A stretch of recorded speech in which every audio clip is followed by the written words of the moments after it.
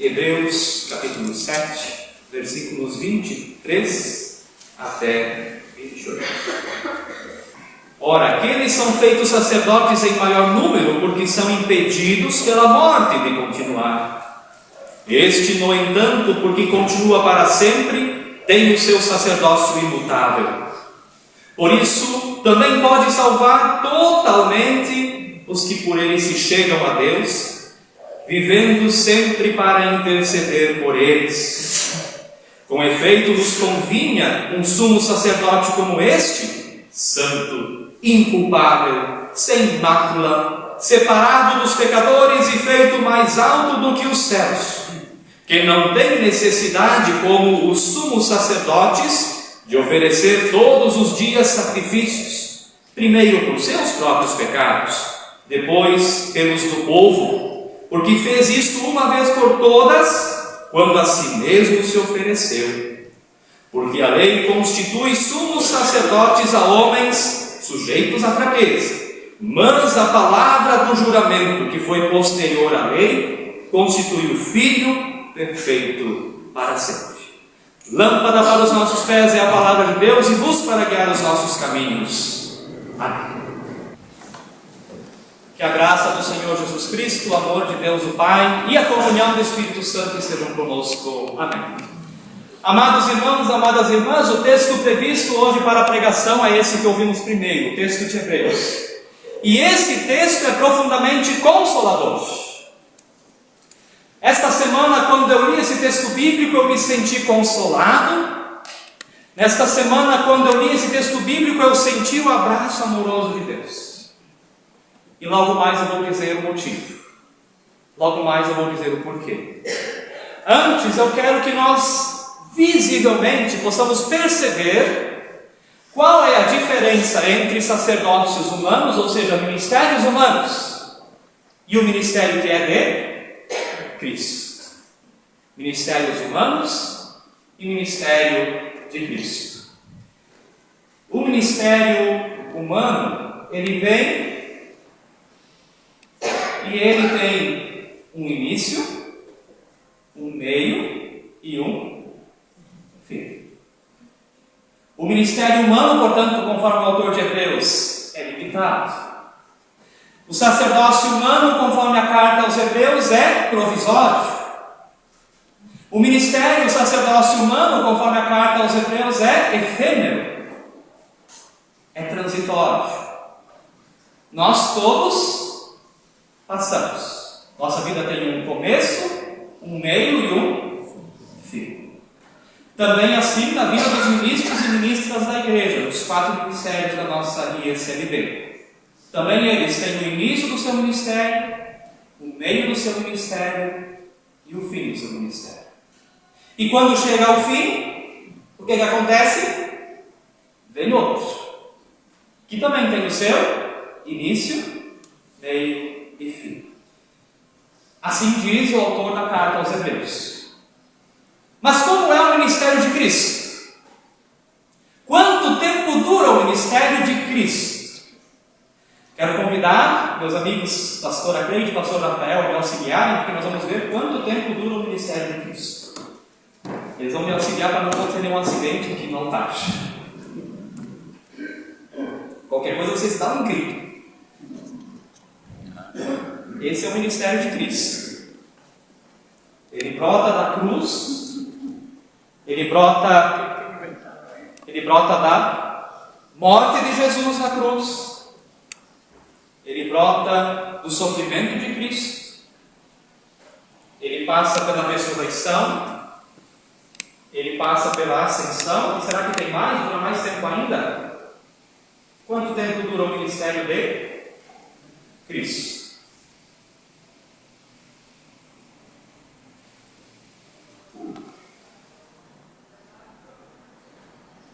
Conseguem perceber a diferença entre o ministério de Cristo e o ministério humano? Obrigado. A diferença é grande, muito grande. Ministérios humanos são isso aqui. O ministério de Cristo ministério humano, aquilo que nós fazemos na comunidade, tem seu tempo determinado. Aquilo que Cristo fez por nós dura para todo sempre. Começa na cruz e vai para a vida eterna. Por isso esse texto me consolou. Por isso nesse texto eu senti o abraço amoroso de Deus. Porque isso significa que o fundamento do ministério não está no pastor. Porque o pastor passa. O fundamento do ministério está em quem? Cristo. E aí Lutero vai dizer como um brado, somente Cristo. O fundamento do ministério não está na pessoa do pastor. Ele trabalha por um tempo, chamado por Deus. Mas a quem nós servimos? Conforme esse texto bíblico, a Cristo. O Cristo que vive para sempre. Irmãos e irmãs, esse é o meu consolo. Meu consolo não está em mim. Meu consolo está em Cristo. Essa é a nossa glória. Não está em nós mesmos, mas está em Cristo e no que Cristo fez. Nossa glória não está nos talentos que nós possuímos. A glória está em Jesus. Cristo é minha vida. Porque a minha vida, como diz o texto bíblico, também um dia vai passar. Esse coração que hoje bate, e espero que bata ainda por muito tempo, mas esse texto me disse essa semana, um dia vai parar de bater. E o meu consolo é, eu vou passar. Cristo não passa. Cristo permanece. E isso também é um convite a nós como igreja, de que o nosso consolo, de que a nossa glória e de que a nossa vida, que também é passageira, não esteja em nós, mas esteja em Cristo, porque Ele vive para sempre. A glória dele é para sempre. A vida dele é para sempre. Por isso quero servir a esse Cristo nesta comunidade, conforme os planos de Deus, que assim colocaram aqui para fazer este ministério, onde nós servimos a Cristo. Irmãos e irmãs, qual é o fundamento da nossa fé? Nossa esperança, nossas expectativas não podem estar na pessoa do pastor. E não podem estar em nenhuma outra pessoa, porque nós falhamos. Nós erramos, e não estou falando isso como desculpa para errar, porque queremos fazer um ministério aqui nesta comunidade com muita competência, com muita seriedade, mas uma seriedade que brinca, como vimos antes também com as crianças. Aonde você deve colocar a sua esperança? Aonde você deve colocar a sua fé? Onde você deve depositar as suas expectativas? Em Cristo, porque eu passo. Cristo permanece para sempre. Deus nos ofereceu essa salvação, e diz o texto de Hebreus que Jesus é sacerdote. Um texto consolador, porque diz que ele, como sacerdote, e essa era a função do sacerdócio, uma delas no Antigo Testamento, que o sacerdote intercede pelos outros. Você já pensou nisso, que Jesus ora por você? Que o Jesus vivo intercede por você? Que Jesus vivo está com você? Isso também me consolou. Que também no ministério que aqui vamos desenvolver, e já começamos, Cristo intercede por esse ministério. Irmãos e irmãs, o sacerdócio de Cristo brota da cruz. Cruz, sofrimento, cruz, sangue, cruz, escândalo, cruz, loucura, diz 1 Coríntios capítulo 1, cruz, gritos, Deus meu, por que me desamparaste? Jesus, sacerdote que oferece Ele mesmo como sacrifício.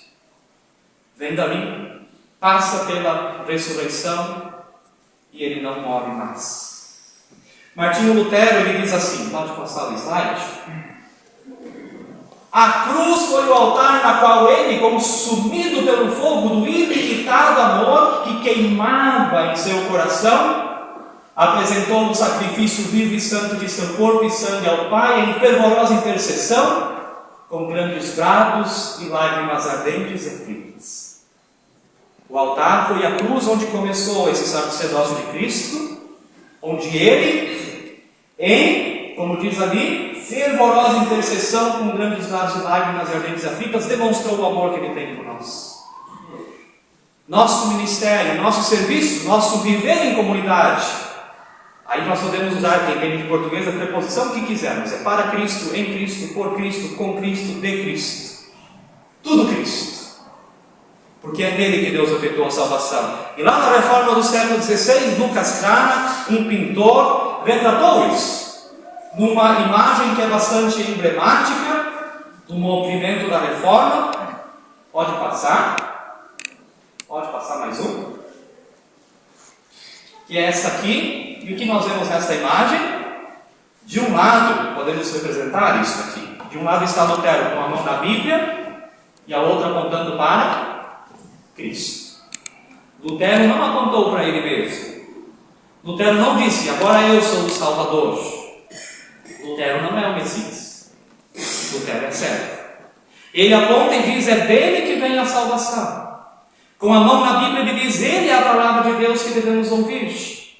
Ele está no centro. E do outro lado nós temos quem? A comunidade reunida. Eu acho muito interessante a criatividade do Lucas Cranach, porque tem ali pessoas idosas, tem ali crianças, tem homens, tem mulheres, representando todo do que é uma comunidade cristã, mas que todos olham para quem? Para Cristo. Está até redundante, né? De tanto que eu estou falando para Cristo. Mas é porque é redundante mesmo. É Cristo. É tudo para Cristo. Cristo precisa estar no centro. Se Cristo não está no centro, não vale a pena viver a comunidade.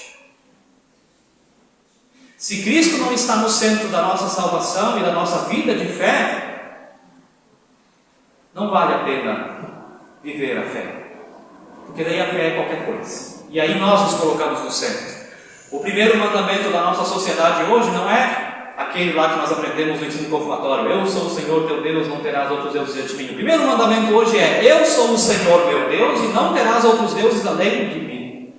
O eu no centro. Nós tivemos ontem formação de lideranças em Campo Bom e lá foi dita uma palavra, o pastor Carlos estava lá, deu uma das palestras, depois a catequista Valéria, e a palavra foi, o ego não pode estar na frente do Evangelho. É o Evangelho na frente. Depois o eu.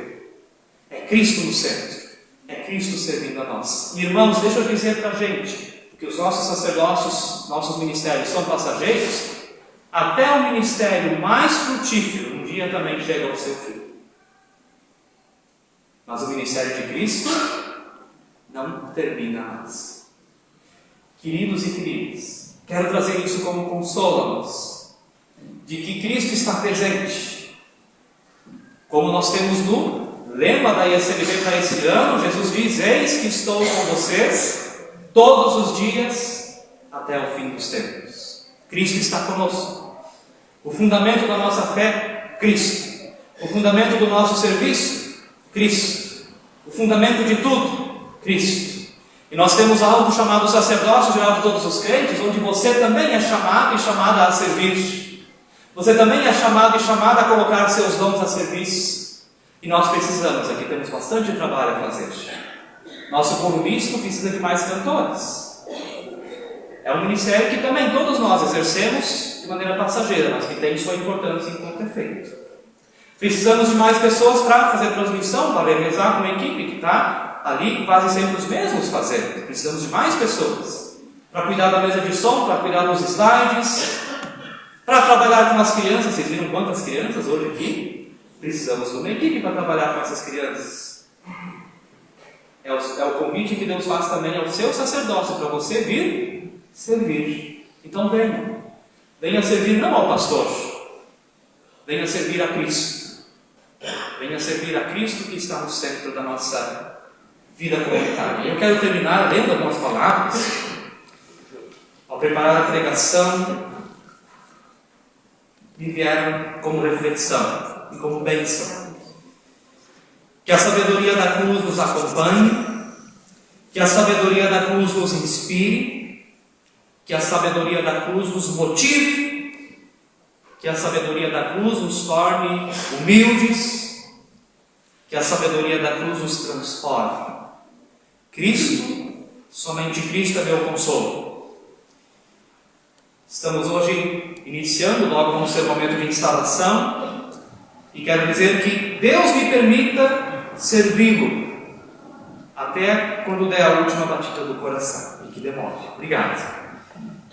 E também mesmo quando eu tiver dúvidas e incertezas. Que Deus nos permita servi-lo com nossos dons e talentos em meio à correria e adversidades da vida. Que Deus permita que sejamos conhecidos como Igreja de Jesus Cristo. O nosso tempo é limitado, portanto, corramos e anunciemos ao mundo que Cristo é a salvação. O nosso tempo é limitado, a corda é pequena, mas o tempo de Cristo é eterno. Vivamos nossa vida presente na esperança do futuro, pois a eternidade de Cristo será gratuitamente compartilhada conosco. E que Deus nos abençoe. Amém. Convido aqueles e aquelas que podem, que tenha confortável, que se coloquem de pé.